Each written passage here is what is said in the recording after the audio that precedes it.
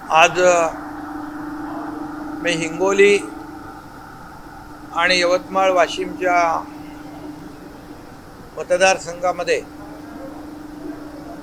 आज एक आढावा बैठक आणि काही मान्यवरांची गाठी आणि प्रेस कॉन्फरन्स मेळावे देखील होते तिकडे आणि इथं देखील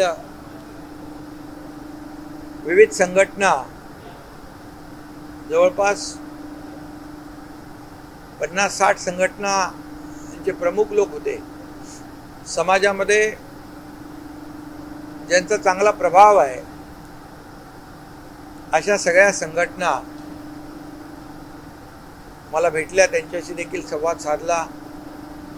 त्यांनी देखील महायुतीच्या उमेदवारांना पाठिंबा दिला आणि एकंदरीत सर्व महायुतीच्या पदाधिकाऱ्यांना, लोकप्रतिनिधींना, आमदार, खासदार आणि इतर पदाधिकारी जे आहेत संघटनेचे, पक्षाचे, महायुतीच्या, यांच्याशी संवादही साधला आणि असा हा आजचा माझा दौरा होता आणि आता आपल्याशी संवाद साधतोय.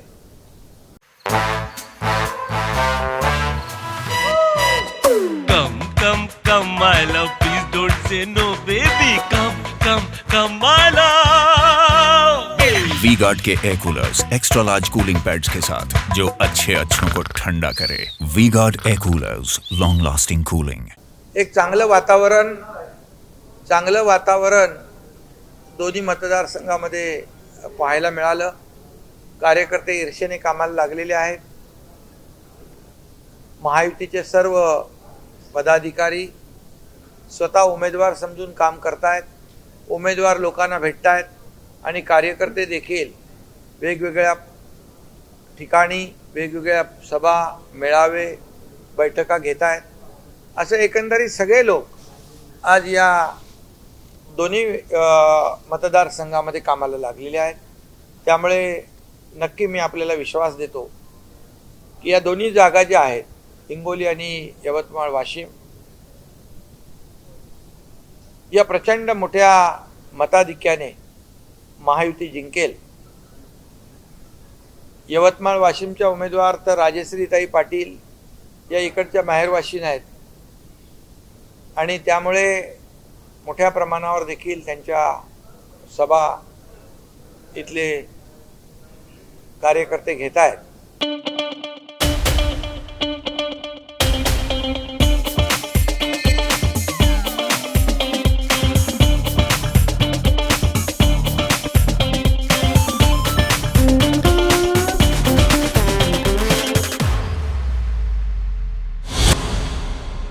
आणि देशाला ही निवडणूक लोकांनी फक्त एक मतदारसंघापुरती मनावर घेतलेली नाही. ही निवडणूक आहे लोकसभेची, ही निवडणूक आहे देशाची आणि निवडणूक आहे देशाच्या विकासाची आणि प्रगतीची. आणि म्हणून लोकांनी एक निश्चय केला आहे, तो दिसून येतो की आदरणीय प्रधानमंत्री नरेंद्र मोदीजींना पुन्हा या देशाचं नेतृत्व करण्याची संधी द्यायची, प्रधानमंत्री बनवायचं. कारण गेल्या 10 वर्षामध्ये जे मोदीजींनी काम केलं, जे गेल्या 50-60 वर्षामध्ये काम झालं नाही, त्यापेक्षा जास्तीचं काम विकासाचं, जे निर्णय घेतले देशहिताचे, हे 10 वर्षामध्ये एवढे घेतलेत की ते सर्व समाजातल्या प्रत्येक घटकापर्यंत पोहोचण्याचं काम त्यांनी केलं. जो कनेक्ट आहे त्यांचा प्रत्येक घटकाबरोबर त्यांनी केला आहे. आज म्हणून या देशाची अर्थव्यवस्था देखील त्यांनी मजबूत केली. जगभरातल्या अनेक देशांची अर्थव्यवस्था डगमगली, परंतु आपल्या देशाची अर्थव्यवस्था त्यांनी वाढवली. आपल्या सगळ्यांना माहीत आहे, मला बोलण्याची आवश्यकता नाही, 11व्या नंबरवर 5व्या नंबरवर आणली आहे आणि आता त्यांनी निर्धार केला की 3ऱ्या नंबरवर आणणार. आणि म्हणून देश विकासाकडे वाटचाल करतोय आणि देशाची प्रगती होते आहे. देश महासत्तेकडे जाण्याचा निर्धार आपण केला आहे आणि मग यासाठी पुन्हा मोदी सरकार आवश्यक आहे असं लोकांची भावना आहे. आणि त्यामुळे तोही या निवडणुकीमध्ये एक महत्त्वाचा मुद्दा आहे. आणि म्हणून एक तुलनात्मक आपण जर केलं तर अगोदरच्या सरकारचं काम आणि मोदीजींच्या सरकारचं काम आपण पाहिलं. राज्यातल्या विकासाचं काम आज राज्यामध्ये देखील आपल्या जवळपास 8 लाख कोटी रुपयाचे आज कामं सुरू आहेत. इन्फ्रा प्रोजेक्ट, नागपूर मुंबई समृद्धी महामार्गासारखे, मुंबईमध्ये Atal Setu, metro, coastal road, हे नागपूर गोवा शक्तीपीठ, असे अनेक प्रकल्प जे बंद पडले होते. हॅममध्ये आपण सर्व रस्ते घेतोय, ग्रामीण विकासातले रस्ते घेतोय. रस्त्याची लांबी जी आहे ती लांबी वाढवण्याचं काम जसं केंद्र सरकारने गेल्या मागच्या सरकारमध्ये दररोज 10 ते 12 किलोमीटर व्हायचे, आता 38 किलोमीटर होतं पर डे. आणि तसंच काम राज्यात देखील होतंय. हे डबल इंजिनचं सरकार काम करतंय, त्याचाही लोकांवर परिणाम आहे. त्यामुळे विजय तर निश्चित आहे. त्या उद्यापासून येतील, तुम्हाला उद्या त्या भेटतील. हा, माझी भेट त्यांची झाली, कालच झाली माझी भेट. बघा, शिवसेनेमध्ये एक बाळासाहेबांच्या विचाराचा आमचा पक्ष आहे आणि काही राजकीय गणित समीकरणं, काही गोष्टी अशा होतात आणि ते निर्णय घेतल्यानंतर मग आमचे खासदार असतील, आमदार असतील, पदाधिकारी असतील, एक शिस्त म्हणून त्याचं पालन करतात. आणि आपल्याला माहीत आहे की मी किंबहुना आपली शिवसेना बाळासाहेबांची कुणालाही वाऱ्यावर सोडणार नाही. ज्याचा त्याचा योग्य तो मान सन्मान, जबाबदारी निश्चितपणे दिली जात असते. जबाबदारीमध्ये काही बदल होत असतात, एवढाच फरक असतो.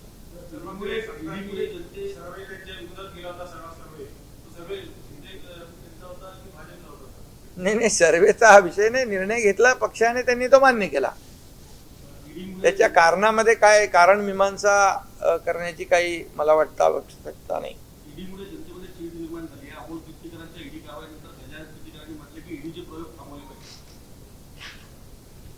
ठीक आहे, मी ती माहिती घेतो.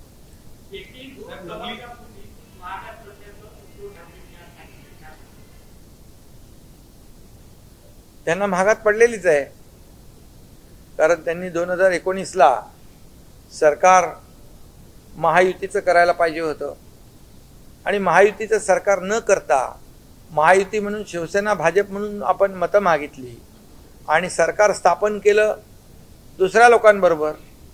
त्यामुळे आज जी परिस्थिती निर्माण झालेली आहे, का आम्हाला लोकांच्या मनातलं सरकार स्थापन करावं लागलं, कारण लोकांच्या मनातल्या तीव्र भावना होत्या की 2019ला गठबंधन सरकार, शिवसेना भाजपचं सरकार बनायला पाहिजे. परंतु स्वार्थासाठी बाळासाहेबांचे विचार सोडण्याचं काम झालं आणि आम्ही बाळासाहेबांचे विचार आणि भूमिका घेऊन पुढे चाललोय. म्हणून तर एवढ्या हजारो लाखो संख्येने लोक आमच्याबरोबर येत आहेत, आमच्याबरोबर जोडली जात आहेत.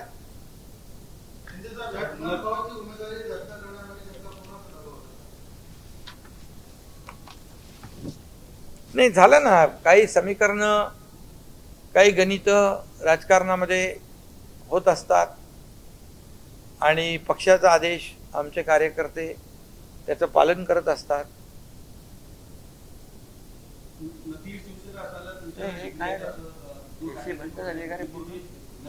बंद झाली का? हा, पंतप्रधान नरेंद्र मोदींनी जाहीर सभेमध्ये सांगितलं होतं की नकली शिवसेना आहे म्हणून. नकली शिवसेना सांगायला तुमच्याकडे डिग्री आहे असं उद्धव ठाकरेंनी म्हटलं. हो, बरोबर आहे. खरं म्हणजे प्रधानमंत्री महोदय आणि गृहमंत्री म्हणाले ते खरं आहे. याचं कारण बाळासाहेबांच्या विचारांची शिवसेना जी होती ती आता नाही आहे. बाळासाहेबांचे विचारच सोडले ना. बाळासाहेब म्हणाले काँग्रेसच्या बरोबर कधी गेला तर मी माझं दुकान बंद करीन. आज सावरकरांचा अपमान होतोय, निमूटपणे सहन करतायत.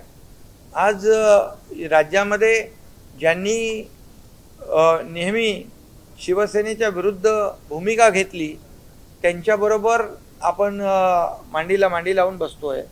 राम मंदिराला ज्यांनी विरोध केला, 370ला विरोध केला, त्यांच्यासोबत आपण बसतोय. फारुख अब्दुल्ला महाराष्ट्र भवन, महाराष्ट्र सदनाला विरोध, महाराष्ट्र सदनाला आम्ही जागा मिळवली काश्मीरमध्ये, त्याला विरोध केला, ते त्यांच्याबरोबर बसत आहेत. म्हणजे बाळासाहेबांचे विचार सोडले, बाळासाहेबांची भूमिका सोडली. त्यामुळे आता बाळासाहेबांची शिवसेना ती नाही आहे. आम्ही बाळासाहेबांची शिवसेना पुढे घेऊन चाललो आहे. उद्धव ठाकरेंना समजून दाखवा असा इशारा उद्धव ठाकरेंनी भाजपला दिला. या बाबतीमध्ये बघा, जनता जनार्दन सगळं ठरवत असतो. कुणी काही किती म्हटलं तरी सुद्धा जनता की अदालत जी आहे ती सर्व ठरवत असते. त्यामुळे जनता जे काही आहे ते ठरवेल. आपण महाराष्ट्रात म्हणजे फार असं म्हटलेलं आहे. तुमचा काय आता एकूण या अंदाज आहे? बिलकुल तसंच माहोल आहे. आता रामटेकला मोदी साहेबांची सभा झाली, चंद्रपूरला मोदी साहेबांची सभा झाली, बाहेर तामिळनाडू साऊथमध्ये सगळीकडे सभा होत आहेत. लोक वेड्यासारखी त्यांच्या सभांना जात आहेत. एक मोदी मोदी मोदी म्हणून संपूर्ण लोकांच्या तोंडामध्ये त्यांचंच नाव आहे आणि जगामध्ये नंबर 1चा लोकप्रिय नेता म्हणून त्यांची गिनती आहे. त्यामुळे आणि देशाचा विकास करणारे ते आहेत. आणि म्हणूनच एकीकडे देशाची बदनामी परदेशात जाऊन करणारे लोक आणि एकीकडे देशाला विकासाकडे नेणारे लोक, हा अजेंडा मोदीजींचा आहे. आणि समोर अजेंडा पण नाही, झेंडा पण नाही, नीती पण नाही, नियत पण नाही, निर्णय पण नाही, इकडे सगळं आहे. ग्रामीण भागात शेतकऱ्यांचा प्रचंड रोष आहे. तर त्यांना आपण शेतकऱ्यांच्या विषयावर आपल्याकडे काय उत्तर आहे? म्हणजे उमेदवार जेव्हा जातात शेतकऱ्यांसाठी आता निवडणूक प्रक्रिया चालू आहे.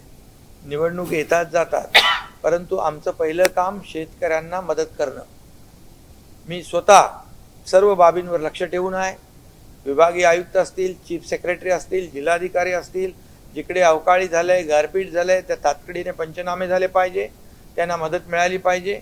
जिथे पाणी नाही, जिथे चारा नाही, जिथे दुष्काळी परिस्थिती आहे, तिथे कुठली टंचाई लोकांना भासता कामा नये, या सर्व सूचना दिलेल्या आहेत आणि त्याचं पालन प्रशासन करतंय.